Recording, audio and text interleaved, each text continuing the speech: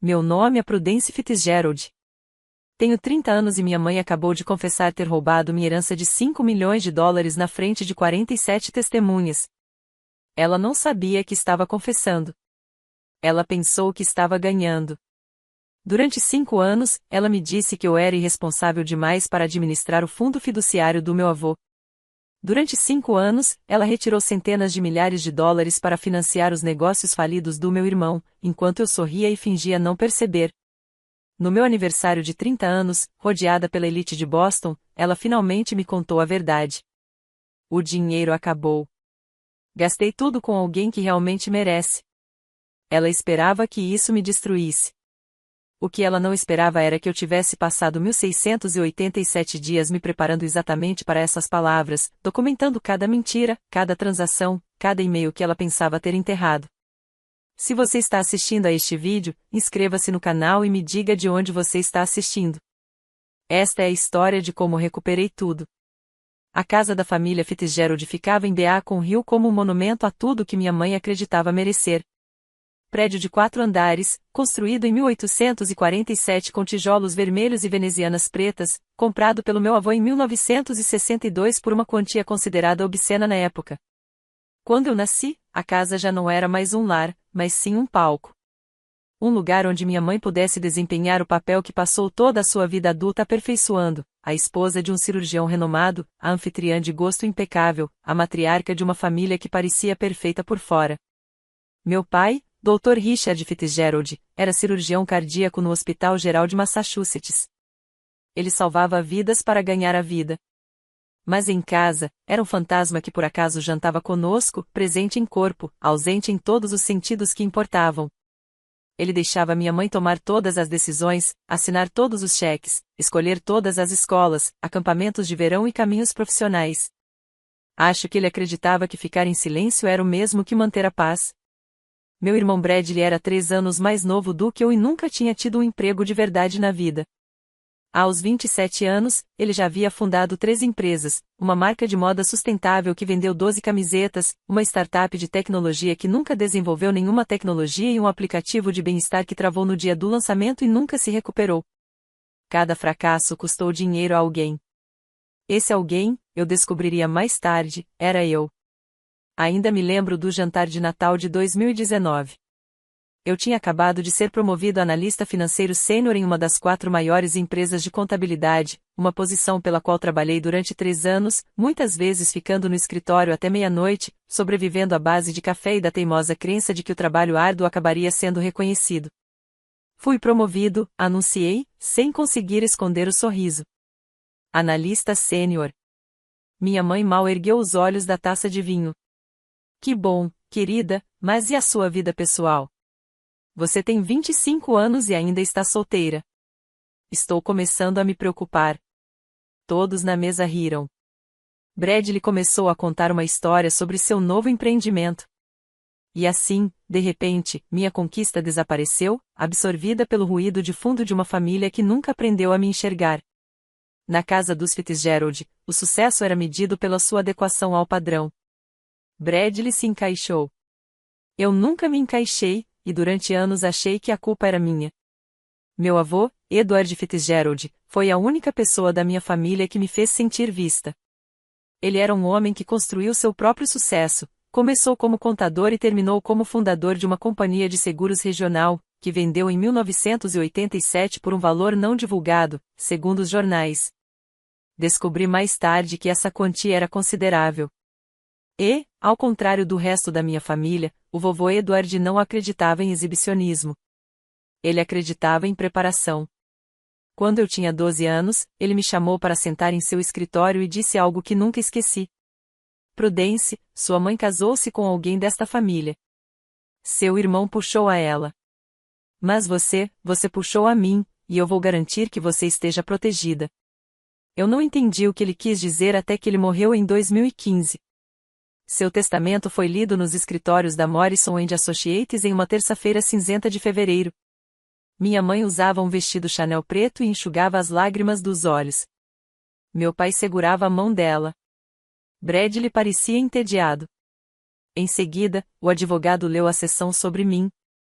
A minha neta, Prudence Eleanor Fitzgerald, deixa o fundo fiduciário no valor de 5 milhões de dólares para ser mantido e administrado até que ela complete 25 anos, momento em que terá acesso e controle totais. Lembro-me do rosto da minha mãe, um lampejo de algo intenso antes de ela suavizá-lo num sorriso. Que generosidade, disse ela. Vamos garantir que fique em segurança. 4 anos depois, quando completei 25 anos em 2019, esperava que o fundo fiduciário fosse transferido para mim. Em vez disso, minha mãe entregou um documento ao meu pai. Richard, assine isto. Prudência ainda não está preparada para esse tipo de responsabilidade. Eu cuidarei disso temporariamente, até que ela amadureça um pouco mais. Ninguém me perguntou. Descobri 3 semanas depois, quando liguei para o banco e me informaram que minha mãe agora constava como administradora fiduciária autorizada. Quando a confrontei, ela deu um tapinha no meu braço. Não se preocupe, querida. Estou guardando em segurança para você. Quando você for mais responsável, eu transfiro tudo. O que ela não sabia era que, 2 semanas após o funeral do meu avô, outra pessoa já havia entrado em contato comigo, alguém em quem meu avô confiava mais do que na própria nora. Marcus Webb tinha 62 anos quando me ligou pela primeira vez. Sua voz era calma, cautelosa, a voz de um homem que passou 4 décadas navegando por campos minados legais sem pisar em nenhum deles. Senhorita Fitzgerald, disse ele. Meu nome é Marcus Webb. Eu era o consultor fiduciário independente do seu avô. Ele me nomeou antes de falecer para garantir que seus desejos fossem cumpridos. Acredito que devemos nos encontrar. Nos encontramos em uma cafeteria em Cambridge, suficientemente longe de Beacon Hill para que ninguém me reconhecesse. Marcus deslizou uma pasta de papel pardo pela mesa. Dentro havia um documento que eu nunca tinha visto antes, documento fiduciário número TF 198704112. Seu avô era um homem cauteloso, disse Marcus. Ele não confiava facilmente nas pessoas, mas confiava em você. É por isso que este documento existe. Ele apontou para uma seção marcada com um marcador amarelo, seção 7.3. Li 3 vezes para ter certeza de que havia entendido. O administrador fiduciário terá autoridade para sacar os juros acumulados para despesas aprovadas. O valor principal de 5 milhões de dólares permanecerá intocado até que o beneficiário complete 30 anos ou solicite a transferência integral, o que ocorrer por último. Ela só pode mexer nos juros, eu disse lentamente. Não no principal. Correto. Os 5 milhões estão protegidos. Mas se você a confrontar agora, ela pode encontrar maneiras de reestruturar o fundo fiduciário, alterar os termos, transferir o dinheiro para o exterior. Você passaria anos no tribunal e talvez nunca visse um centavo. Então, o que eu faço? Marcus olhou para mim com algo que talvez fosse respeito. Você espera, observa, documenta tudo e, quando completa 30 anos, entra com um pedido formal no Tribunal de Sucessões. Até lá, você terá um registro de cada violação. Assenti lentamente com a cabeça, sentindo algo frio e cortante se cristalizar em meu peito.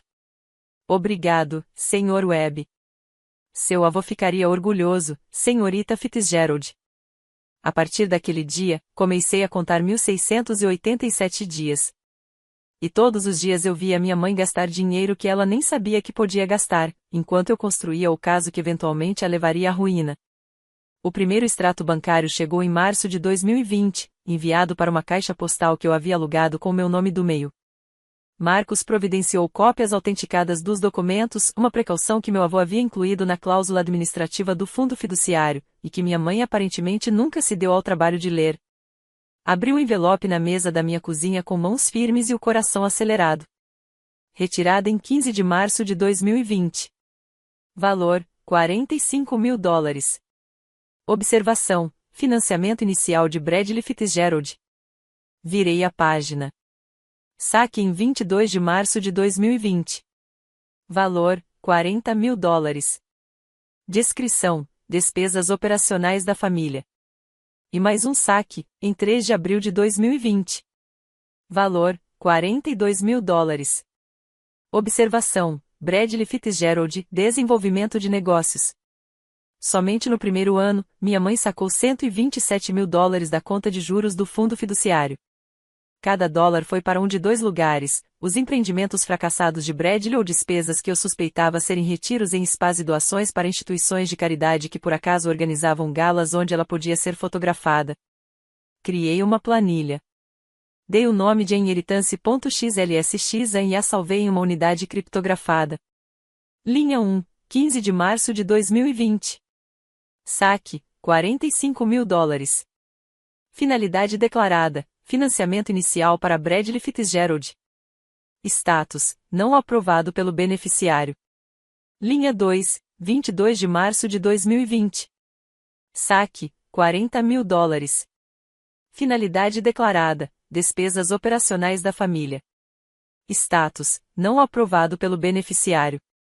Linha 3, 3 de abril de 2020. Saque: $42 mil. Finalidade declarada: desenvolvimento de negócios de Bradley Fitzgerald. Status: não aprovado pelo beneficiário. Eu não apaguei nada. Apenas adicionei uma nova linha a cada mês. No final de 2020, a planilha tinha 47 lançamentos. O total era de $127 mil, juros que deveriam estar rendendo para o meu futuro, mas que agora financiavam o terceiro fracasso consecutivo do meu irmão. Mas eis o que minha mãe não entendia sobre finanças: os juros compostos são pacientes. Eles esperam, crescem e, eventualmente, chegam. Ela também faria isso. Em setembro de 2022, a planilha havia crescido para 147 linhas. O total retirado dos juros do meu fundo fiduciário foi de $612 mil. Sentei-me em frente a Marcus Webb em nossa cafeteria de sempre, a mesma mesa de canto, o mesmo expresso amargo, a mesma vista dos estudantes passando apressados pela janela, e observei seu rosto ficar sério. Prudência, precisamos falar sobre o momento certo. Ele colocou um documento legal sobre a mesa. As palavras prazo de prescrição apareciam em negrito. A lei de Massachusetts lhe dá 3 anos a partir da data em que você tomou conhecimento de uma violação de dever fiduciário para entrar com uma ação judicial. Você soube das ações de sua mãe em março de 2020. Isso significa que você tem até março de 2023 para iniciar o processo, mas eu recomendo esperar até o seu aniversário de 30 anos. Isso lhe dará uma posição mais sólida. 14 de março de 2024, eu disse. Isso é daqui a 18 meses. Sim, mas há uma complicação. Ele tirou outro documento, desta vez, uma carta de um escritório de advocacia que eu não reconheci. Meus contatos na Morrison & Associates me informaram que sua mãe tem consultado advogados especializados em direito sucessório. Ela está fazendo perguntas sobre a reestruturação de fundos fiduciários herdados. Se ela conseguir alterar os termos do fideicomisso antes de você completar 30 anos, senti gelo deslizar pela minha espinha. Eu perderia meu direito. Possivelmente. No mínimo, você enfrentaria anos de litígio sem nenhuma garantia de sucesso. O café na minha xícara tinha esfriado. Eu fiquei olhando para ela, calculando. Quanto tempo eu tenho? A reestruturação leva tempo, avaliações, aprovações judiciais, papelada. Eu estimaria de 6 a 8 meses, no mínimo. Se você der entrada no processo logo após o seu aniversário, você estará à frente dela. Assenti com a cabeça lentamente. Então vamos acelerar a documentação. Quero todos os e-mails, todos os extratos bancários, todos os recibos que pudermos encontrar. Marcos permitiu-se um raro sorriso. Seu avô escolheu a neta certa. Esperemos que o tribunal concorde. Naquela noite, abri minha planilha e adicionei uma nova coluna, dias até 30. O número era 557. A contagem regressiva havia realmente começado. Janeiro de 2024, faltam 2 meses para o meu aniversário de 30 anos. Sentei-me no escritório de Catherine Wells, advogada, uma mulher de traços marcantes, na casa dos 50 anos, especializada em litígios de fideicomisso e recomendada por Marcos como a pessoa ideal quando a família deixa de ser família. Espalhados pela sua mesa estavam 5 anos de provas, 67 extratos bancários, 23 e-mails entre minha mãe e o contador da família, o documento original do fideicomisso com a seção 7.3 destacada em amarelo e minha planilha, agora impressa e encadernada como uma dissertação sobre traição. Catherine folheou as páginas com a calma eficiente de um cirurgião analisando exames. Isto é completo. Sou analista. É o que eu faço. Sua mãe sacou $847 mil ao longo de 4 anos e meio, tudo da conta de juros. O capital principal permanece intocado porque os termos do fideicomisso proibiam.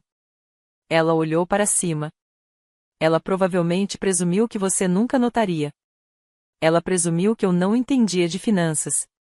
Os lábios de Catherine se contraíram, quase um sorriso. Essa vai ser uma suposição cara. Eis o plano. Você espera até o seu aniversário, dia 14 de março. Comparece a qualquer evento que ela esteja planejando. Deixe que ela faça suas declarações na frente de testemunhas. Depois, entramos com o processo no próximo dia útil. Por que esperar por testemunhas? Porque se ela admitir ter gasto dinheiro, especialmente na frente de pessoas importantes para sua posição social, isso elimina qualquer defesa de mal-entendido ou boa-fé. Torna-se uma intenção documentada. Pensei na festa de aniversário que minha mãe já estava planejando. Ela havia enviado convites para 47 pessoas, as pessoas dela, sócios, amigos da instituição de caridade, as mulheres da sua sociedade filantrópica. Ela estava transformando meu aniversário em um evento de networking.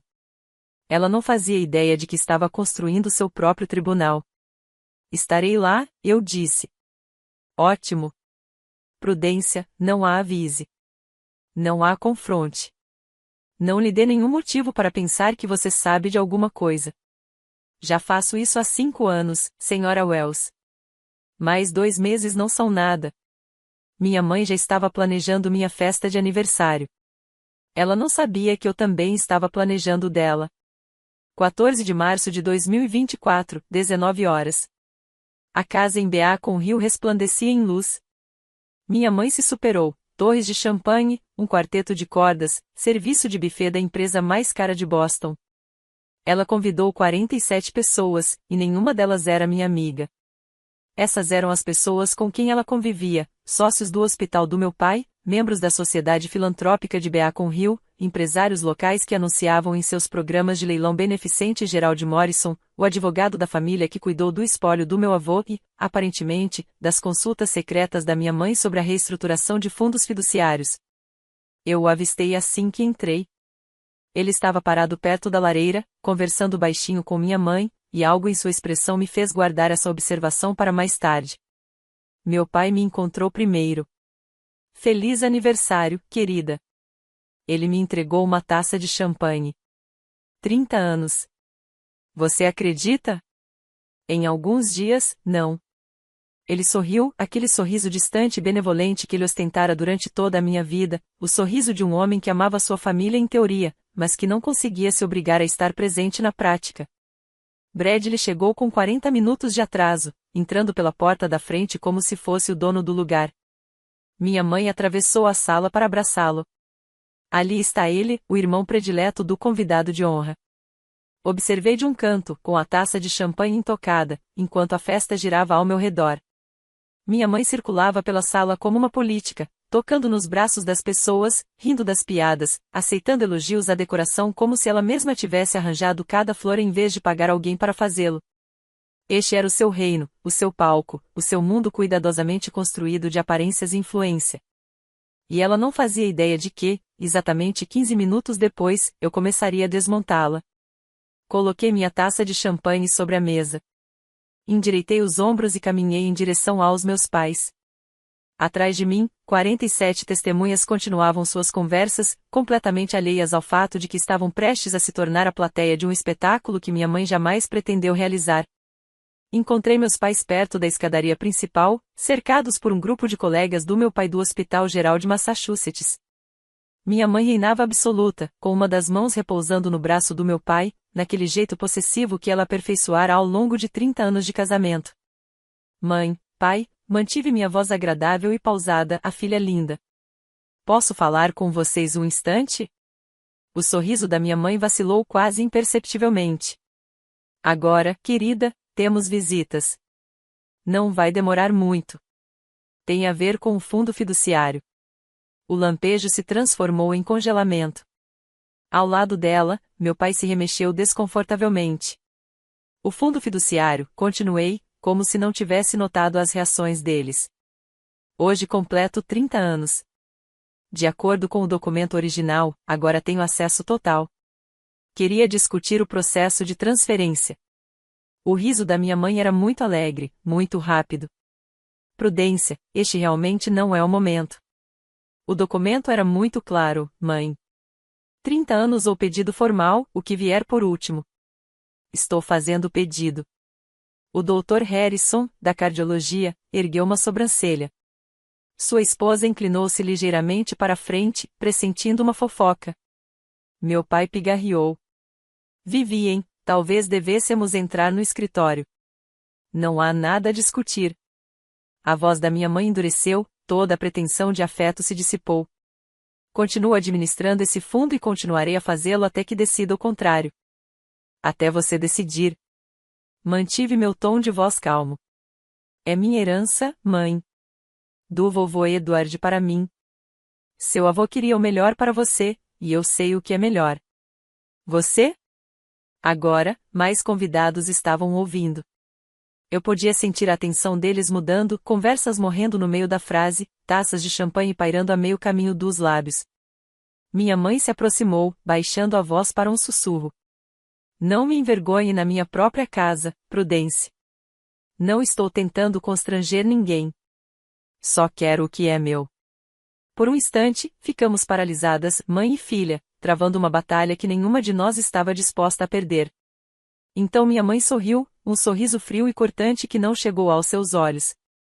Tudo bem, disse ela, em voz alta o suficiente para que os convidados presentes ouvissem.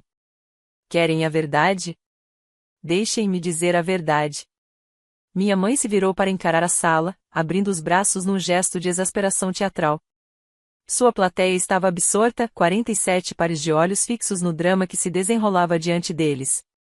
Minha filha, anunciou ela, com a voz ecoando pelo cômodo silencioso, tem perguntado sobre um fundo fiduciário que seu avô lhe deixou, um fundo que, francamente, ela nunca teve maturidade suficiente para administrar.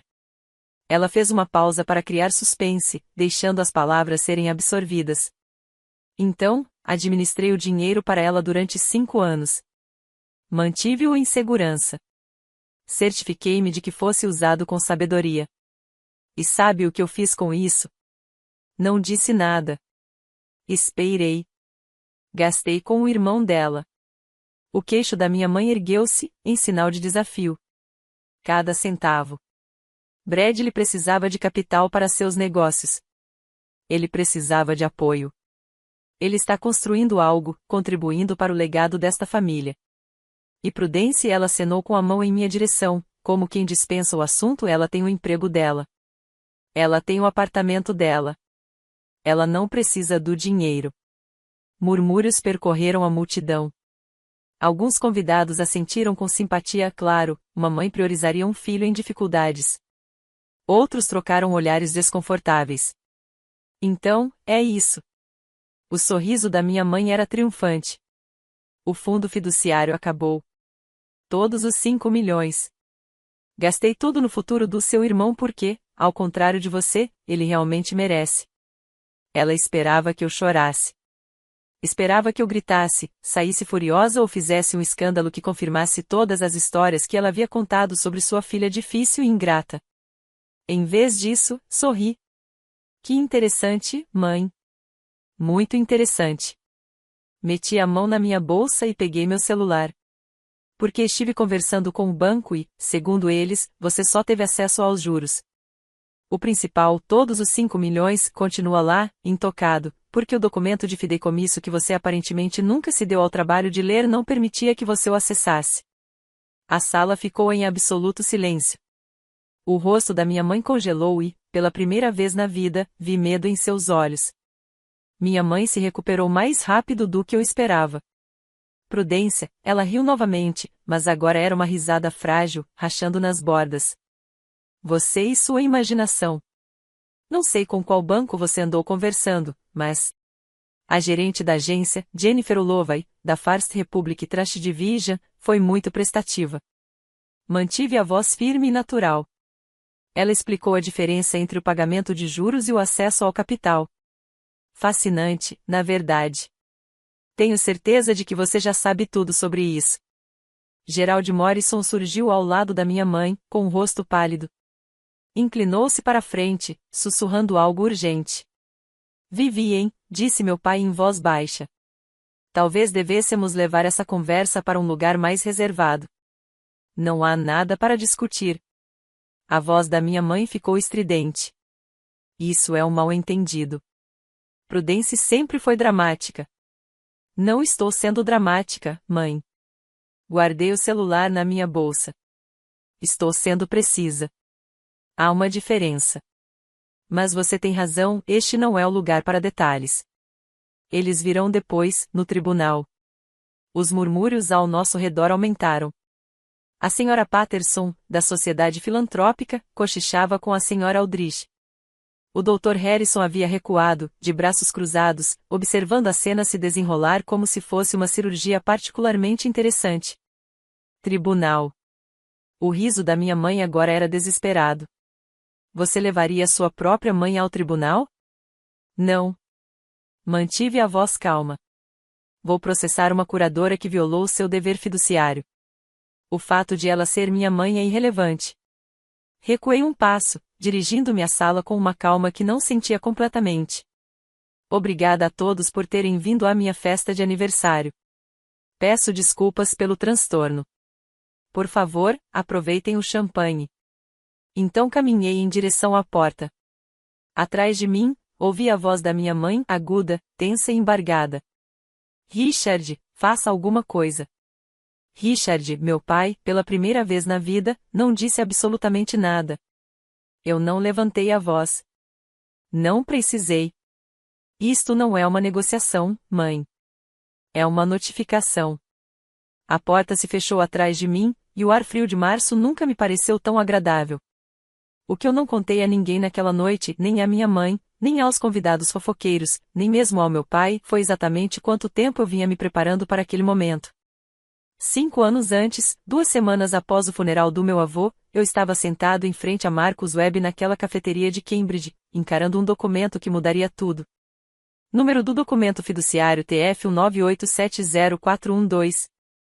Marcus colocou-o sobre a mesa com o cuidado de um homem que manuseia algo precioso. Seu avô criou esse fundo fiduciário em 1987, disse ele. Ele o atualizava periodicamente. A última revisão foi feita 3 meses antes de sua morte. Ele foi muito específico quanto aos termos.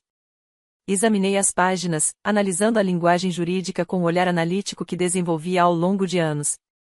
E então cheguei à seção 7.3. O administrador fiduciário terá autoridade para sacar os juros acumulados para despesas aprovadas. Levantei os olhos. Aprovado por quem? O beneficiário. Você. Essa cláusula exige seu consentimento documentado para qualquer saque de juros. Mas ninguém me perguntou. Ninguém sequer me falou sobre a síndrome de abstinência até você mesmo ligar para o banco. Marcos assentiu com a cabeça. Seu avô previu que sua mãe poderia tentar reinterpretar os termos do fideicomisso. É por isso que ele me nomeou como consultor independente e por isso incluiu a seção 7.3. Li a linha seguinte. O montante principal de $5 milhões permanecerá intocado até que o beneficiário complete 30 anos ou solicite a transferência integral, o que ocorrer por último. Ela não pode tocar no diretor de jeito nenhum. Não. Os 5 milhões estão protegidos. Ela pode acessar os juros, mas somente com a sua aprovação. Qualquer saque feito sem essa aprovação constitui violação do dever fiduciário. Recostei-me na cadeira, com a mente a mil. Minha mãe já vinha retirando dinheiro há meses, sem meu conhecimento, sem meu consentimento. Seu avô conhecia a família dele, senhorita Fitzgerald. A voz de Marcos era gentil. Ele os amava, mas não confiava em todos. E queria que você estivesse protegida. Ele sabia, sussurrei. Ele sabia que isso ia acontecer. Ele suspeitava e garantiu que você tivesse provas. A segunda prova veio de uma fonte inesperada. Junho de 2022. Eu estava na minha mesa na empresa de contabilidade, imerso em relatórios trimestrais, quando meu telefone vibrou com um e-mail de um endereço que eu não reconheci. O assunto do e-mail era: não aguento mais isso.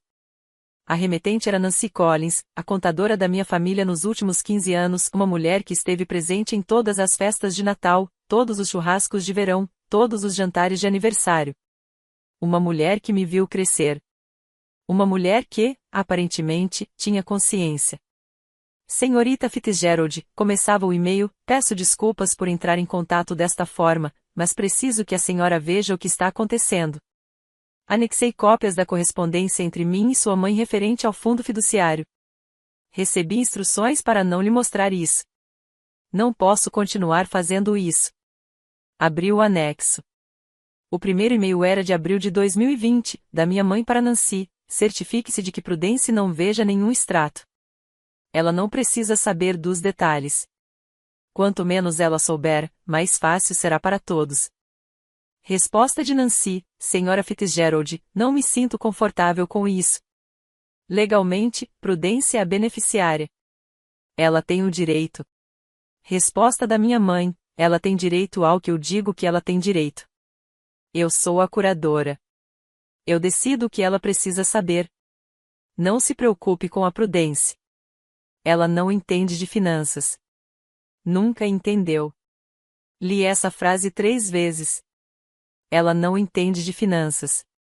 Passei 4 anos em uma das maiores empresas de contabilidade do mundo, analisando estruturas financeiras complexas para empresas da Fortune 500. Passei no exame de CPA na minha primeira tentativa. Eu conseguia ler um balanço patrimonial mais rápido do que a maioria das pessoas lê um cardápio. E minha mãe achava que eu não entendia de finanças. Salvei os e-mails no meu disco rígido criptografado. Então liguei para Nancy Collins. Obrigada, eu disse quando ela atendeu. Você vai receber uma ligação do meu advogado. Nancy fez uma pausa.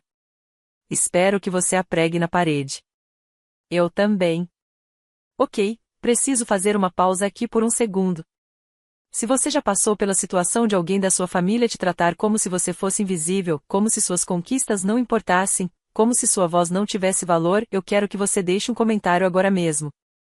Diga-me de onde você está assistindo e me conte, você já foi subestimado por alguém que deveria ter acreditado em você? Eu li todos os comentários. Agora, voltando à história. Eu esperava que minha mãe entrasse em pânico. Esperava telefonemas, lágrimas, talvez até uma tentativa de pedido de desculpas. O que eu não esperava era uma campanha de relações públicas em grande escala. 2 dias depois da festa de aniversário, meu telefone começou a vibrar com mensagens de texto de pessoas com quem eu não falava há anos. Oi, Pru. Sua mãe me disse que você está passando por um momento difícil. Só queria saber como você está. Prudence, fiquei sabendo da situação. Coitada da sua mãe. Ela está tão preocupada com você. É verdade que você está levando sua família ao tribunal? Isso parece realmente extremo. Minha mãe passou 48 horas ligando para todos os convidados da festa, todos os membros de sua sociedade filantrópica, todos os amigos e conhecidos que conseguiu contatar. E ela tinha uma história muito específica, muito cuidadosamente elaborada. Eu estava tendo um colapso nervoso. Estava confusa com as finanças da família. Sempre tive ciúmes do Bradley e finalmente estava reagindo dessa forma. Minha mãe foi a vítima, uma mãe amorosa sendo atacada por seu filho ingrato. Até 18 de março, 3 amigas da minha mãe já tinham me excluído das redes sociais. Em 20 de março, recebi uma mensagem de voz da coordenadora de eventos da Beacon Hill Philanthropic Society, sugerindo educadamente que talvez eu não devesse comparecer ao baile de gala da primavera devido à situação familiar. Ouvi a mensagem de voz 2 vezes e depois a apaguei. Naquela noite, enviei um único e-mail para Catherine Wells, minha advogada. Prossiga conforme planejado.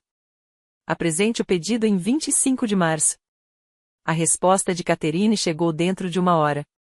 Entendido. Cada ação que ela tomar agora só fortalece nosso caso. Quanto mais pessoas ela contar, mais difícil será para ela alegar que tudo não passou de um mal-entendido. Minha mãe achava que estava controlando a narrativa. Ela não percebeu que estava apenas me dando mais testemunhas. Adicionei uma nova entrada à minha planilha. De 16 a 20 de março de 2024, o réu se envolveu em uma campanha de intimidação de testemunhas e manipulação de reputação. Isso foi documentado por meio de capturas de tela e mensagens de voz. Deixe-a falar. Deixe-a dar a volta por cima. A verdade viria à tona no tribunal. Meu pai ligou numa terça-feira à noite, 3 semanas depois da festa. Eu estava preparando o jantar, macarrão com molho vermelho, nada complicado. Quando o nome dele apareceu na tela do meu celular, deixei tocar 2 vezes antes de atender. Prudence. Sua voz estava cansada, pesada. Podemos conversar? Estamos conversando agora, pai. Quero dizer, conversar de verdade, sobre tudo. Ele fez uma pausa. Querida, isso já foi longe demais. Deixe-me falar com sua mãe. Podemos resolver isso em família. Não há necessidade de tribunais e advogados. Larguei minha colher de pau. Pai, a mamãe pegou $847 mil do meu fundo fiduciário, juros que deveriam estar rendendo para o meu futuro. Ela usou o dinheiro para financiar os negócios falidos do Bradley sem me consultar, sem me avisar, sem sequer reconhecer que eu tinha o direito de saber. Sua mãe, ela tem seus motivos. Quais são os motivos? Silêncio. Pai, ela disse para uma sala inteira de pessoas que eu era irresponsável demais para administrar minha própria herança. Ela me chamou de ciumenta e dramática. Ela passou as últimas 3 semanas dizendo a todos que eu estou tendo um colapso nervoso. Mantive a voz firme, embora isso me tenha custado caro. Essas não são as ações de alguém que tem bons motivos. Essas são as ações de alguém que foi pego. Meu pai suspirou, aquele som familiar de exaustão que eu ouvirá por toda a minha vida, o som de um homem que desejava a paz mais do que a justiça. Ela é sua mãe, Prudence. Independentemente do que ela tenha feito, ela te ama. Será mesmo? Porque o amor geralmente não se parece com roubo e difamação. Outro silêncio, desta vez mais longo. Deixe-me ver o que posso fazer, disse-lhe finalmente. Talvez se eu falar com ela. Pai, você conversa com ela há 30 anos. E isso ainda não mudou nada. Desliguei antes que ele pudesse responder. Naquela noite, chorei pela primeira vez desde que tudo começou, não pelo dinheiro, mas pelo pai que me amava, mas que nunca, jamais me escolheria. Bradley me mandou uma mensagem pela primeira vez em 8 meses. A mensagem chegou às 23h47, na noite anterior à data marcada para a entrega da intimação judicial. Ei, mana, podemos conversar? Sinto muito por tudo. Encarei a tela por um longo momento e depois respondi. Falar sobre o quê, Bradley? 3 pontos apareceram, desapareceram e apareceram novamente. Sobre o dinheiro. Eu não sabia que a mamãe estava tirando do seu fundo fiduciário. Juro que pensei que fosse apenas dinheiro da família, dinheiro que ela tinha permissão para gastar. Eu liguei para ele. Bradley. Minha voz estava calma. Nos últimos 4 anos, você recebeu $847 mil que foram retirados do meu fundo fiduciário. Você usou esse dinheiro para abrir 3 empresas. Todas as 3 faliram. Você realmente nunca se perguntou de onde vinha esse dinheiro? Eu. De repente, sua voz soou jovem, jovem e perdida. Eu não perguntei. Certo. Mamãe disse que estava investindo no meu futuro. Eu acreditei nela. Você acreditou no que era conveniente acreditar. Isso não é justo.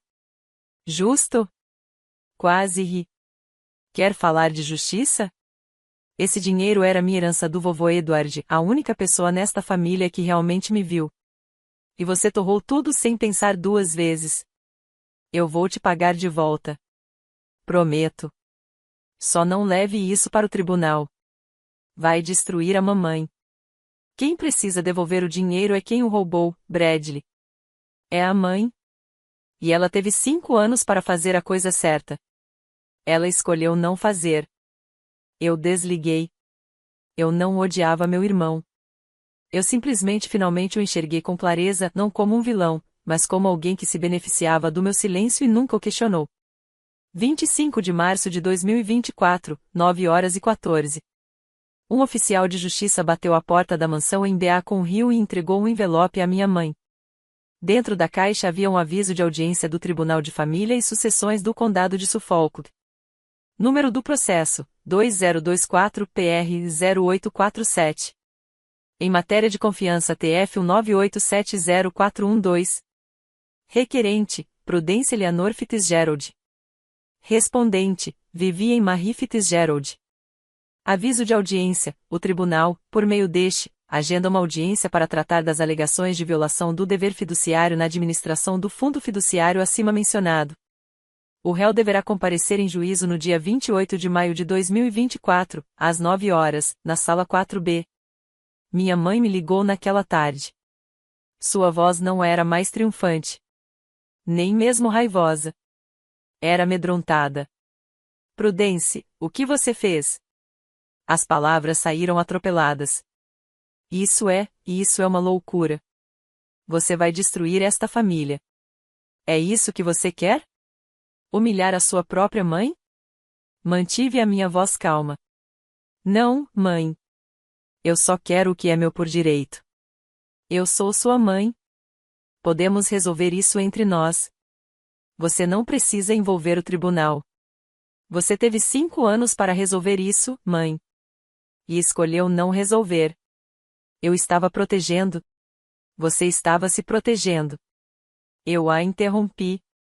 E agora eu estou me protegendo. Nos vemos no tribunal. Encerrei a chamada. 64 dias até a audiência. Minha mãe tinha 64 dias para encontrar uma saída. Mas eu vinha me preparando para 1687.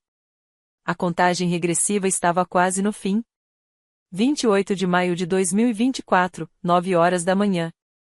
O Tribunal de Sucessões e Família do Condado de Suffolk ocupava um prédio de pedra cinza no centro de Boston, com pisos de mármore, corredores ecoantes e o silêncio peculiar que se instala em lugares onde a vida das pessoas está prestes a mudar.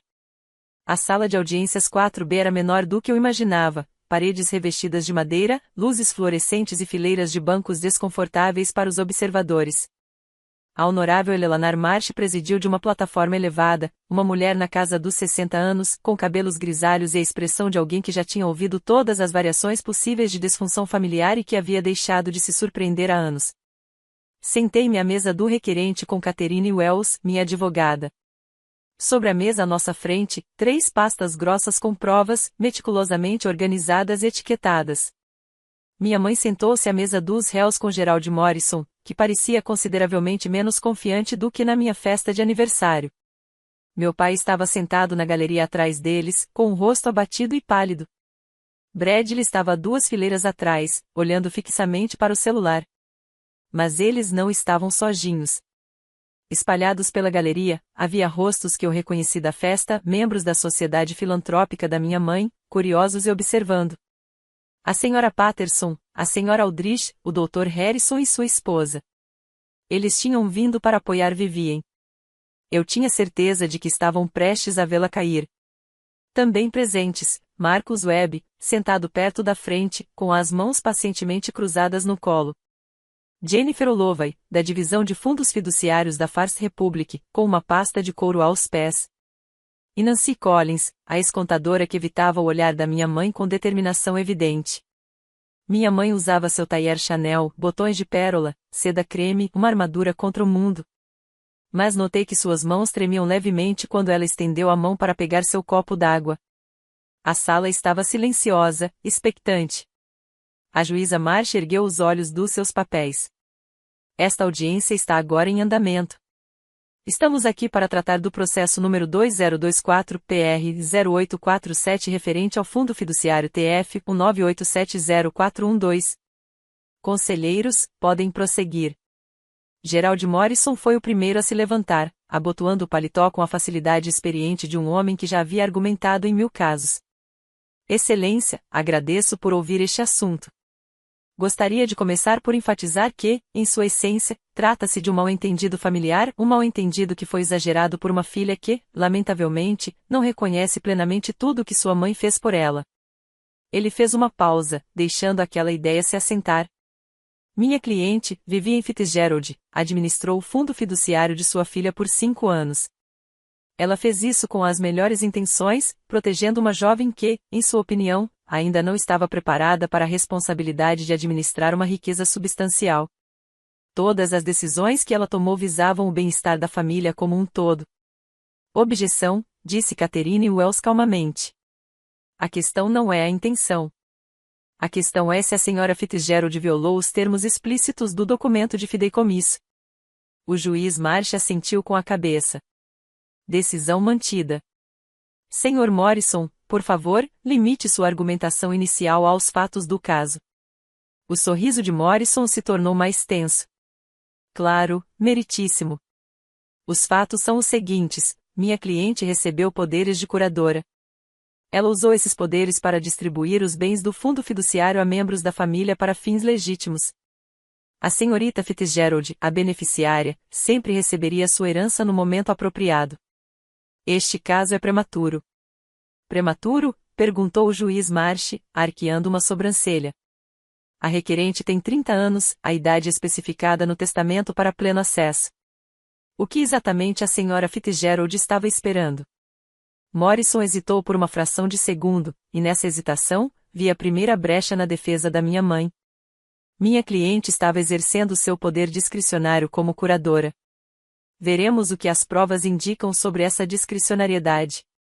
A voz do juiz Marsh era seca. Advogado Wells, pode chamar sua primeira testemunha. Marcus Webb subiu ao banco das testemunhas com a dignidade serena de um homem que passou décadas lidando com as complexidades do sistema jurídico. Catherine aproximou-se com o documento de fideicomisso na mão. Senhor Webb, poderia, por favor, identificar este documento? Este é o documento fiduciário TF 198704112, criado por Edward Fitzgerald em 1987 e alterado pela última vez 3 meses antes de seu falecimento em 2015. Fui nomeado consultor fiduciário independente. E o que significa isso, consultor fiduciário independente? Significa que fui encarregado de garantir que os termos do fideicomisso fossem cumpridos, independentemente da dinâmica familiar. O Sr. Fitzgerald queria especificamente que alguém de fora da família supervisionasse o processo. Catherine entregou o documento ao juiz e, em seguida, voltou-se para Marcus. Sr. Webb, por favor, leia a seção 7.3 para o tribunal. Marcus ajustou os óculos e leu com clareza. O administrador terá autoridade para sacar os juros acumulados para despesas aprovadas. O valor principal de $5 milhões, $5 milhões, permanecerá intocado até que o beneficiário complete 30 anos ou solicite a transferência integral, o que ocorrer por último. O que significam despesas aprovadas neste contexto? Significa despesas que foram documentadas e aprovadas pela beneficiária. Neste caso, a senhorita Prudence Fitzgerald. O administrador fiduciário não pode decidir unilateralmente como gastar os juros. O juiz Marsh ergueu os olhos. Sr. Morrison, seu cliente estava ciente dessa exigência de aprovação do beneficiário? Minha mãe se inclinou, sussurrando freneticamente para Gerald. Seu rosto estava tenso. Meritíssimo, disse-lhe lentamente, minha cliente acreditava ter autoridade implícita. O documento é explícito, não implícito. A voz da juíza Marsh era incisiva. Senhora Fitzgerald, a senhora alguma vez solicitou a aprovação por escrito de sua filha antes de fazer saques desse fundo fiduciário? A voz da minha mãe era fraca, desprovida da confiança habitual. Ela era minha filha. Eu não achei que precisasse. Não. O juiz Marsh fez uma anotação. Continue, conselheiro Wells. Jennifer Holloway foi a próxima a depor, com sua pasta de couro agora aberta sobre a mesa de provas.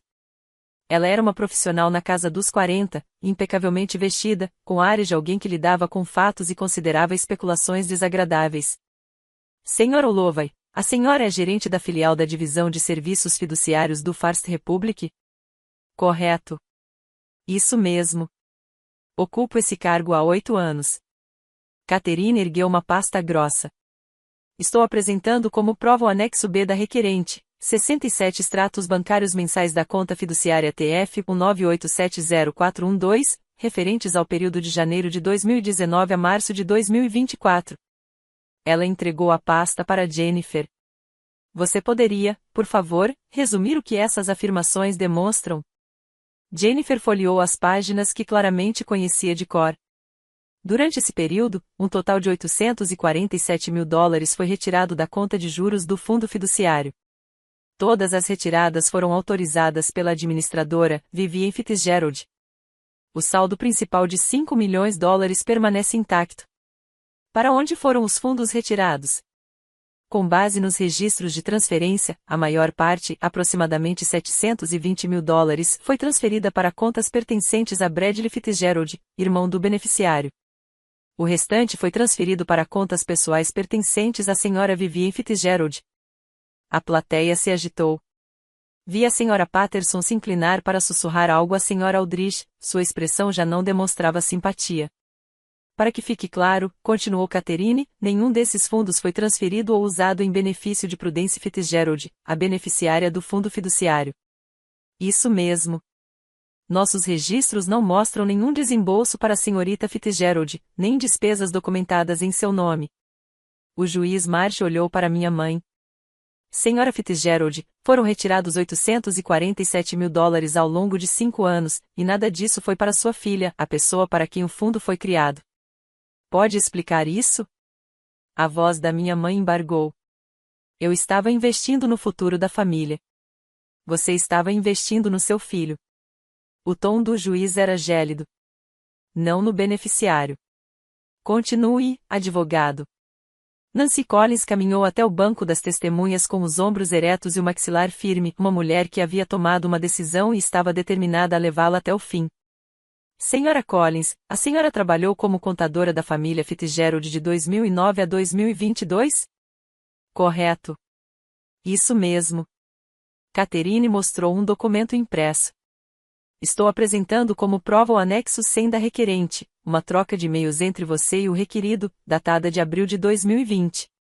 Você poderia confirmar se essas comunicações são autênticas? Nancy deu uma olhada nos papéis. Sim, eu enviei esses e-mails.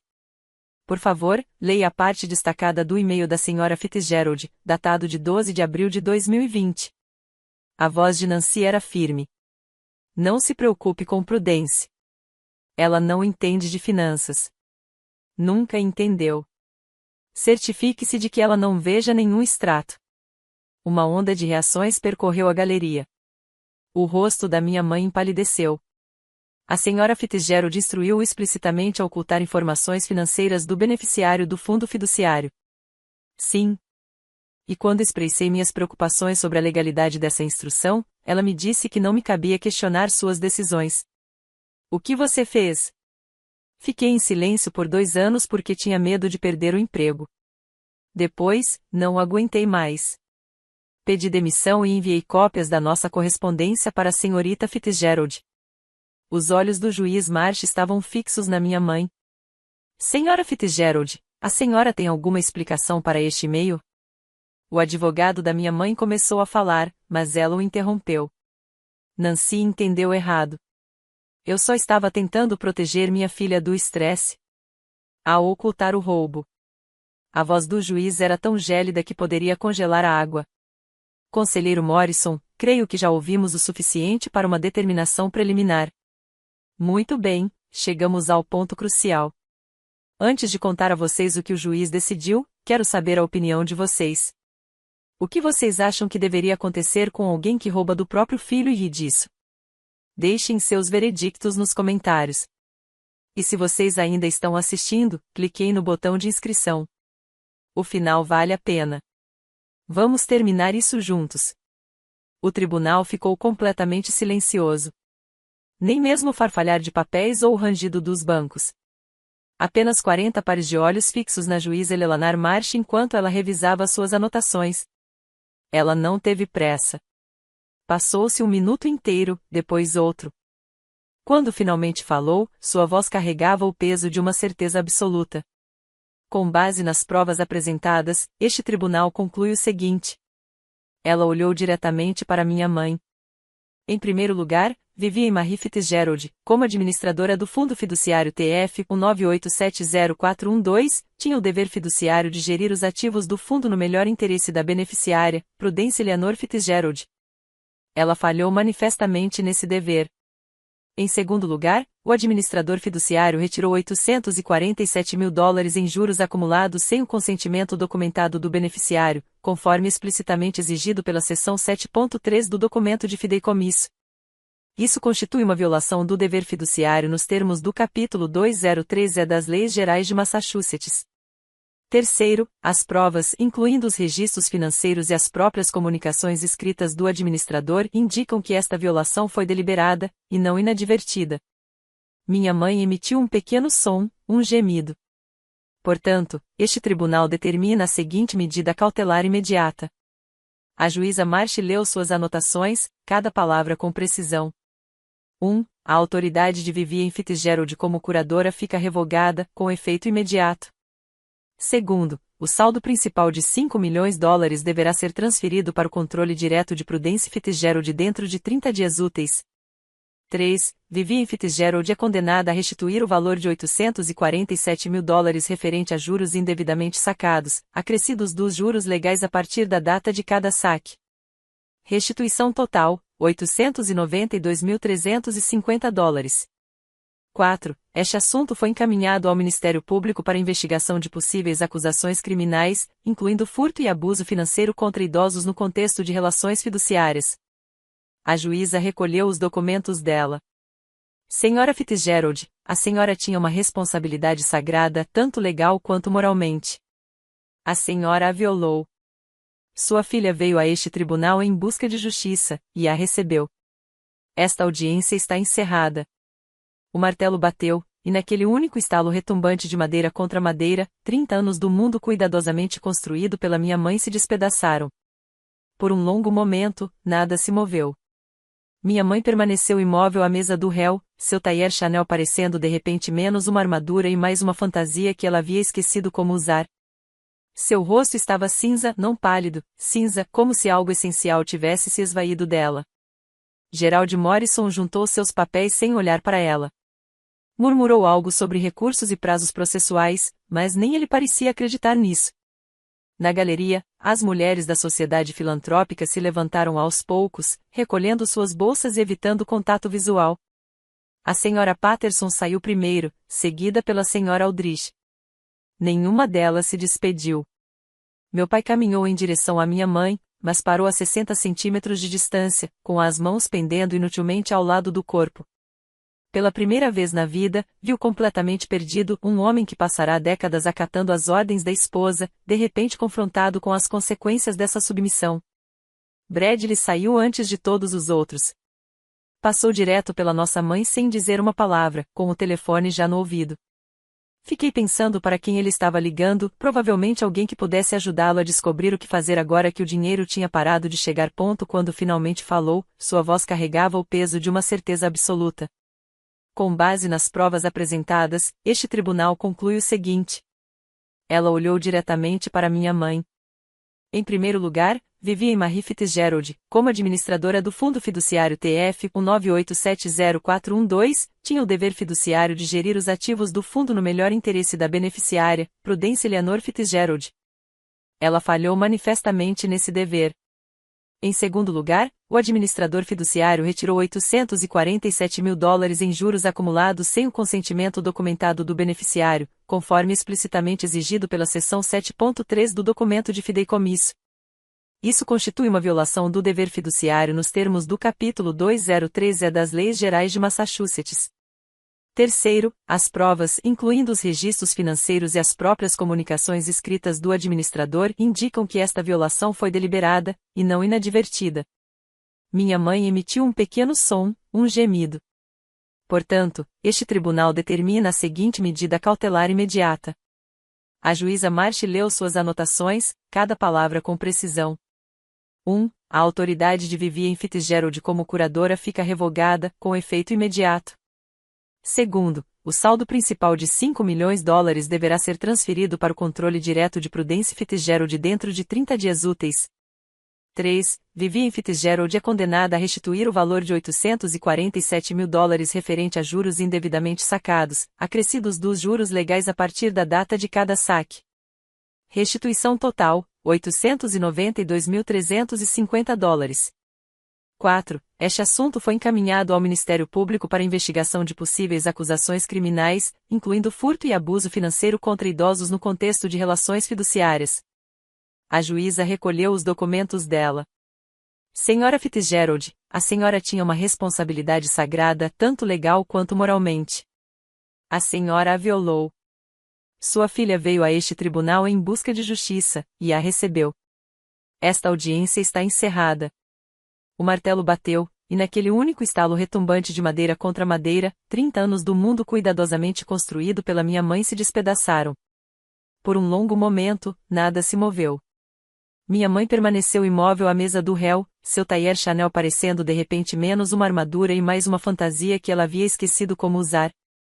Seu rosto estava cinza, não pálido, cinza, como se algo essencial tivesse se esvaído dela. Gerald Morrison juntou seus papéis sem olhar para ela. Murmurou algo sobre recursos e prazos processuais, mas nem ele parecia acreditar nisso. Na galeria, as mulheres da sociedade filantrópica se levantaram aos poucos, recolhendo suas bolsas e evitando contato visual. A senhora Patterson saiu primeiro, seguida pela senhora Aldrich. Nenhuma delas se despediu. Meu pai caminhou em direção à minha mãe, mas parou a 60 centímetros de distância, com as mãos pendendo inutilmente ao lado do corpo. Pela primeira vez na vida, viu completamente perdido um homem que passará décadas acatando as ordens da esposa, de repente confrontado com as consequências dessa submissão. Bradley saiu antes de todos os outros. Passou direto pela nossa mãe sem dizer uma palavra, com o telefone já no ouvido. Fiquei pensando para quem ele estava ligando, provavelmente alguém que pudesse ajudá-lo a descobrir o que fazer agora que o dinheiro tinha parado de chegar. Eu estava em pé à mesa do requerente, com Catherine ao meu lado, e observei minha mãe tentar se levantar da cadeira. Suas pernas tremiam. Ela se apoiou na beirada da mesa. Então olhou para mim. A boca dela se abriu, para dizer o quê? Um pedido de desculpas? Uma acusação? Um apelo? Nunca descobri. As palavras não vieram.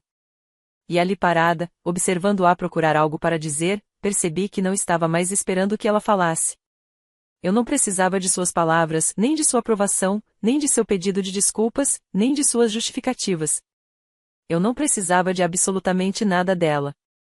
Peguei minha pasta e caminhei em direção à porta, deixando minha mãe sozinha com as ruínas de tudo que ela havia construído.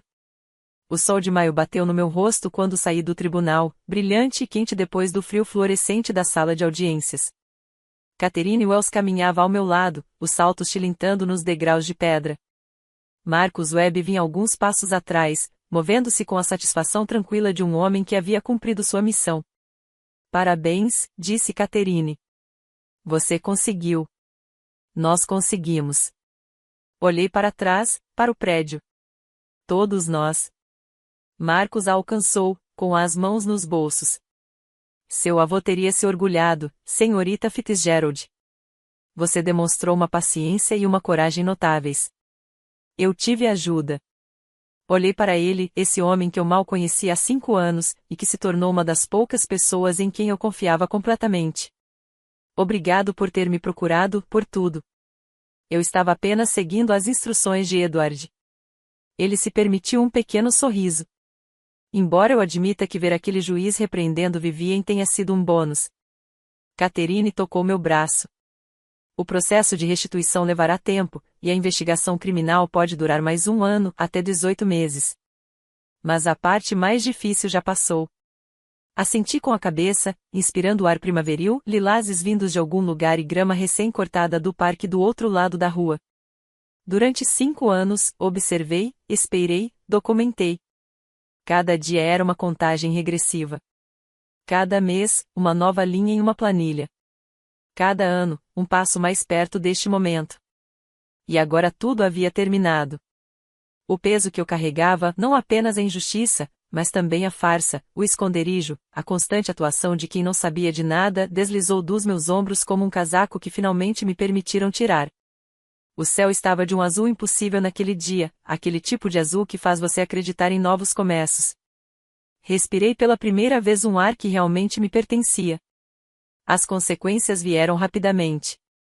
2 semanas após a audiência, minha mãe recebeu uma carta em papel creme com relevo, o tipo de papel que ela adorava receber. Prezada senhora Fitzgerald, dizia o comunicado. Após cuidadosa consideração, o conselho diretor aceitou seu pedido de demissão da Sociedade Filantrópica Feminina de Beacon Hill, com efeito imediato. Desejamos-lhe sucesso em seus futuros empreendimentos. Ela não havia se demitido. Eles a forçaram a sair, educadamente, discretamente, da maneira como os ricos de Boston lidam com seus constrangimentos. A organização na qual ela trabalhou arduamente durante 15 anos, os eventos de gala que presidiu, os comitês que liderou, tudo apagado com um único parágrafo. Os convites pararam de chegar. Os telefonemas cessaram. As mulheres que riam de suas piadas e elogiavam sua decoração de repente se viram ocupadas demais para almoçar. Em meados de junho, a agenda social da minha mãe estava vazia. Aprendi isso não por meio de comunicação direta, mas pela mesma rede de sussurros que ela tentou usar contra mim.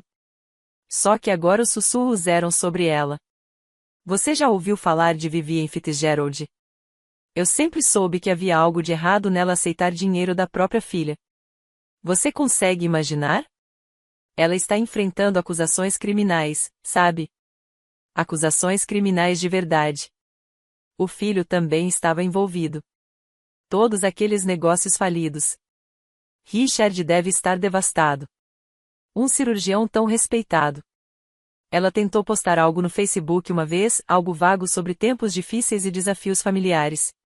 Os comentários foram desativados em poucas horas. Eu suspeitei do conselho de Gerald Morrison. A mansão de Beacon Hill ainda estava de pé, é claro, ainda bela, ainda imponente, mas agora, quando os vizinhos passavam, caminhavam um pouco mais rápido. O ponto de referência havia se tornado um monumento a algo completamente diferente. Minha mãe passou 30 anos construindo sua reputação na sociedade de Boston. Bastaram 30 dias para que ela desmoronasse. Agosto de 2024. A ordem judicial de restituição chegou à mansão de Beacon Hill como uma conta vinda do universo. Valor total devido, $892.350. Minha mãe não tinha isso. As contas correntes, as carteiras de investimentos das quais ela se gabava em jantares, elas continham talvez $200.000, grande parte em nome de meu pai. O resto foi gasto nos empreendimentos de Bradley, em galas de caridade, no estilo de vida ao qual ela se convenceu de que tinha direito. Isso deixou apenas uma opção: vender os ativos. A casa em Cape Cod foi a primeira a ser vendida, uma propriedade à beira-mar com 6 quartos que meus avós compraram em 1975. Ela foi vendida em setembro por $1,2 milhão, o suficiente para cobrir a restituição e ainda sobrou para os honorários advocatícios. Eu não estava presente no fechamento do negócio, mas Marcos me contou sobre ele. Como minha mãe ficou parada no gramado depois, observando estranhos percorrerem os cômodos onde ela havia passado todos os verões de seu casamento. Ela chorou, disse Marcos, com voz neutra. Pela primeira vez desde a audiência, ela chorou. Esperei que a satisfação chegasse, a vingança, a alegria de vê-la perder algo que amava. Mas isso não aconteceu. Não me senti feliz, mas também não me senti culpada. Aquele dinheiro nunca foi dela para gastar. A casa foi vendida para pagar o que ela roubou. A matemática era simples, mesmo que as emoções não fossem. Quanto a Bradley, o tribunal não podia obrigá-lo a contribuir. Ele não tinha nada. As startups haviam consumido tudo que ele possuía, deixando para trás apenas dívidas e um perfil no LinkedIn que ainda o listava como um empreendedor em série. O plano da nossa mãe tinha financiado os sonhos dele. Agora, os dois tinham que lidar com o que restasse quando o dinheiro acabasse. A investigação criminal prosseguiu, avançando lentamente pelo sistema judicial. Os promotores mencionaram um prazo de 12 a 18 meses antes da possível apresentação de acusações. Minha mãe ainda era livre, mas já não era intocável. Meu pai me ligou 3 semanas depois que a casa em Cape Cod foi vendida. Prudence. Sua voz estava diferente agora, de alguma forma mais baixa, menos parecida com a do patriarca distante com quem eu havia crescido e mais com a de um velho que finalmente vira demais. Posso te levar para jantar? Só nós dois, por favor. Nos encontramos em um restaurante em Cambridge, território neutro. Ele parecia mais velho do que eu me lembrava, as rugas em seu rosto mais profundas, os fios brancos nas têmporas se espalhando. Me desculpe, disse-lhe antes que os aperitivos chegassem. Me desculpe por não ter te protegido. Me desculpe por ter deixado sua mãe. Me desculpe por tudo isso. Eu observei do outro lado da mesa este homem que amei a vida toda, e que também me amou à sua maneira limitada. Obrigado por dizer isso, pai. Eu deveria ter dito isso anos atrás. Deveria ter feito muitas coisas de forma diferente. Ele olhou para o copo d'água. Sua mãe, ela nem sempre foi assim. Ou talvez fosse, e eu não quisesse ver. De qualquer forma, eu falei com você. Você fez. Ele hesitou, mas não contestou. Preciso de tempo, eu disse, para descobrir que tipo de relacionamento podemos ter, se é que podemos ter algum. Eu entendo. Eu quis dizer isso como um limite, não como uma rejeição. Mas não tinha certeza se ele conseguia perceber a diferença. Talvez não conseguisse. Talvez ele tivesse passado tantos anos evitando conflitos que nunca aprendeu a lidar com o desconforto. Um mês depois, Bradley me mandou uma mensagem: sinto muito, Pru. Eu não sabia. Devia ter perguntado. Não sei o que dizer. Eu li. Não respondi. Não imediatamente. Talvez algum dia, mas não hoje. Algumas desculpas levam tempo para serem aceitas, e alguns relacionamentos exigem distância antes de serem reconstruídos, se é que podem ser reconstruídos. Outubro de 2024. 5 meses após a audiência, minha vida havia mudado de maneiras que eu ainda estava aprendendo a reconhecer. No trabalho, fui promovido a gerente, o mais jovem do meu departamento. Meu sócio supervisor me chamou de lado depois do anúncio. Prudence, sempre soubemos que você era excepcional, mas ver como você lidou com essa situação com sua família demonstra uma força diferente. Precisamos de pessoas como você em posições de liderança. Não lhe contei que a situação me ensinou mais sobre manipulação financeira do que qualquer auditoria jamais poderia, ou que 5 anos rastreando as transações da minha mãe me tornaram muito, muito bom em detectar irregularidades. Algumas lições vêm dos livros didáticos. Outras vêm da traição. O capital principal de 5 milhões de dólares estava agora sob meu controle direto, administrado por uma consultora fiduciária que eu mesmo havia escolhido, uma mulher chamada doutora Sarah Ramon, que tinha excelentes referências e nenhuma ligação com qualquer pessoa chamada Fitzgerald. Comprei um apartamento em Back Bay. Não era grande, um quarto, um pequeno escritório, uma cozinha estreita com uma janela para a rua. Mas cada centímetro quadrado era meu, comprado com meu próprio salário, mobiliado ao meu gosto. Na minha estante, eu guardava uma única fotografia, a do meu avô Edward, tirada na sua festa de aposentadoria em 1987, o ano em que ele criou o meu fundo fiduciário. Ele estava sorrindo na foto, um sorriso genuíno, não aquele tipo de sorriso que as pessoas usam para as câmeras. O sorriso de um homem que construiu algo que valia a pena construir e sabia que duraria. Você conseguiu, vovô, eu dizia para a fotografia às vezes, quando o apartamento estava silencioso e as luzes da cidade piscavam lá fora. Você me protegeu. Finalmente, eu estava vivendo do meu jeito, no espaço que ninguém podia me tirar, construindo um futuro que eu havia conquistado. Pela primeira vez, eu podia respirar sem ter que olhar por cima do ombro. Às vezes, as pessoas me perguntam como consegui ficar em silêncio por 5 anos. Como eu conseguia ficar sentada em jantares em família ouvindo minha mãe desdenhar da minha carreira. Como eu via Bradley receber cheque após cheque por empreendimentos fadados ao fracasso desde o início. Como eu sorria em festas de aniversário e encontros familiares enquanto contava os dias para poder agir. A verdade é que quase não o fiz. Havia noites em que a raiva era tão intensa que eu podia senti-la no paladar, metálica, amarga, queimando na garganta. Noites em que eu escrevia e-mails que nunca enviava. Ensaiava confrontos que nunca aconteciam. Imaginava-me de pé no jantar de ação de graças, gritando todas as verdades que eu vinha engolindo há anos. Mas eu não entendi, porque compreendi algo que minha mãe nunca aprendeu. Paciência não significa aceitar maus tratos. Significa recusar-se a lutar nos termos de outra pessoa. Se eu a tivesse confrontado em 2019, ela teria reestruturado o fundo fiduciário, transferido o dinheiro e contratado advogados para protelar e obscurecer a situação até que eu estivesse exausta demais para continuar. Ela teria controlado a narrativa, me pintado como a filha ingrata e colocado minha família contra mim antes mesmo que eu tivesse qualquer prova. Em vez disso, esperei. Observei. Documentei. E quando finalmente agi, fiz isso com provas suficientes para que suas próprias palavras a condenassem. Minha mãe achava que silêncio era sinal de fraqueza. Ela pensava que meu silêncio significava que eu estava com medo, era ingênua ou burra demais para entender o que ela estava fazendo. Ela estava errada. Meu silêncio era estratégia. Minha paciência era poder. E, no fim, a única voz que importou foi a do juiz. Dezembro de 2024. Recebi um cartão de Natal no meu apartamento em Back Bay, uma bela imagem de pinheiros cobertos de neve. A letra do meu pai no envelope. Dentro, apenas algumas palavras: Feliz Natal, Prudence. Espero que você esteja bem. Eu te amo, papai. Sem assinatura da minha mãe.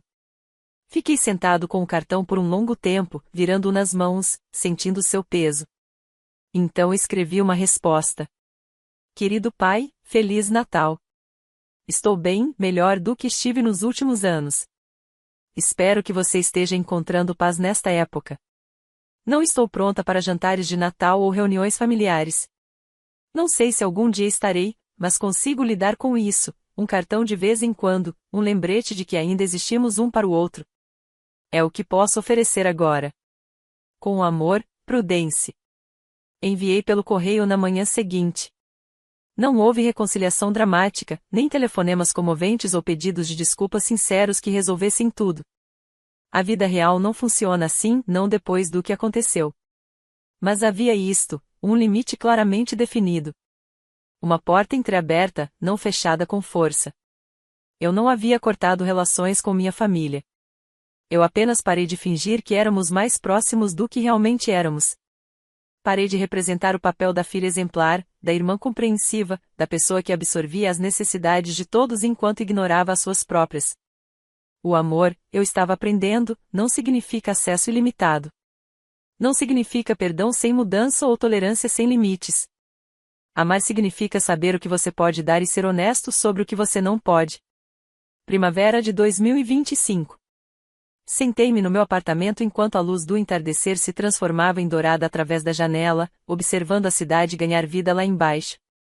Na minha mesa, uma pasta com a documentação preliminar do Fundo de Bolsas de Estudo Edward Fitzgerald. O plano ainda estava sendo elaborado, um fundo para estudantes universitários de primeira geração que buscavam diplomas em finanças e contabilidade. Jovens que, como meu avô, vieram do nada e queriam construir algo. Jovens que mereciam ter alguém ao seu lado. Parecia certo. Parecia uma continuação. Na minha estante, meu avô sorria para mim da sua fotografia. Eu nunca o conheci tão bem quanto gostaria, mas nos anos que se seguiram à sua morte, passei a compreendê-lo melhor do que jamais o entendi enquanto ele estava vivo. Ele não me deixou apenas dinheiro. Ele me deixou proteção. Ele olhou para sua família com clareza e fez o que pôde para me proteger deles. Agora era minha vez de fazer algo digno daquele presente. Eu não estava mais com raiva. Eu não estava mais esperando. Eu não estava mais observando pela janela enquanto outras pessoas viviam a minha vida. Finalmente, eu era simplesmente eu mesma. O fundo fiduciário nunca teve a ver com dinheiro. Tinha a ver com ser visto, ser acreditado, ser valorizado. E agora eu podia me dar essas coisas sem precisar da permissão de ninguém. Essa é a minha história. Se você se identificou com isso, se você já teve que provar seu valor para pessoas que deveriam ter acreditado em você desde o início, quero que saiba que você não está sozinho, ah? Inscreva-se se ainda não o fez e confira a descrição para mais histórias como esta. Deixe um comentário contando a sua experiência. E lembre-se, seu silêncio pode parecer fraqueza agora, mas pode estar construindo algo que eles ainda não conseguem ver.